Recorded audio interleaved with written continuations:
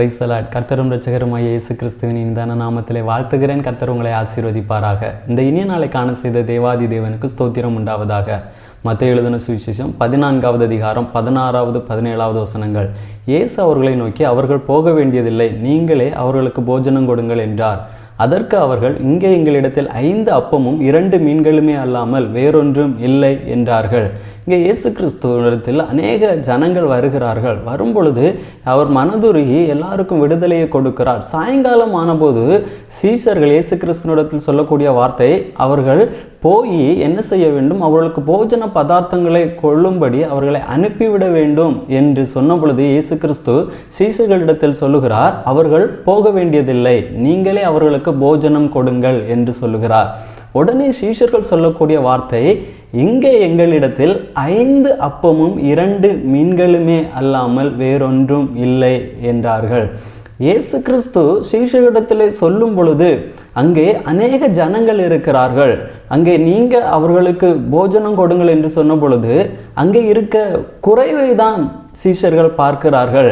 அந்த குறைவிலே நம்மோடு கூட இருக்கிறது யார் என்பதை பார்க்க மறந்து விட்டார்கள்.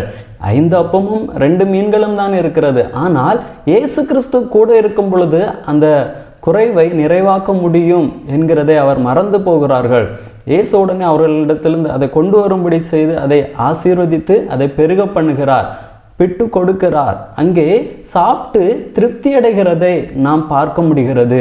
நம்மிடத்தில் கொஞ்சம் இருக்கலாம், அந்த கொஞ்சத்தை நாம் கர்த்தரிடத்தில் ஒப்பு கொடுக்க வேண்டும். ஒப்பு கொடுக்கும் பொழுது அந்த குறைவை கர்த்தர் என்ன செய்வார், நிறைவாக நமக்கு மாற்றி தருவார், நம்மை திருப்தியாக்கி நடத்துவார். கானாவூர் கல்யாண வீட்டில் திராட்சரசம் குறைவுபட்டது, இப்போ காலி ஆயிடுச்சாங்க.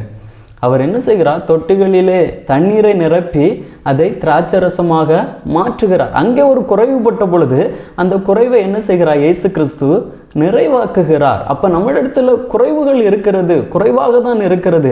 அந்த குறைவை நாம் இயேசு கிறிஸ்துவனிடத்தில் ஒப்பு கொடுக்கும் பொழுது அதை அவர் நமக்கு நிறைவாக மாற்றி தருவார், நம்மை திருப்தியாக்கி நடத்துவார். அவர் நம்முடைய வாழ்க்கையிலே குறைவுபடுகிறதை பெருக பண்ணவும் முடியும்.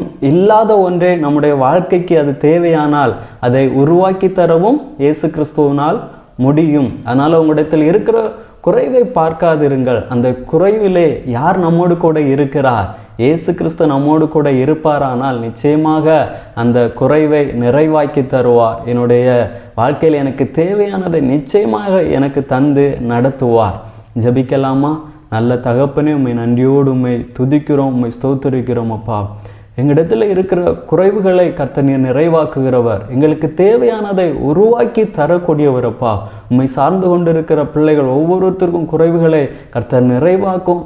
இல்லாத காரியங்களை உருவாக்கி கர்த்தர் கொடுத்து அவர்களை திருப்தியாக்கி நடத்தும்படியாய் ஜெபிக்கிறோம். உடைய நாமத்தை மகிமைப்படுத்தும் இயேசுவின் நாமத்தினால் ஜெபிக்கிறோம் நல்ல பிதாவே, ஆமேன். God bless you.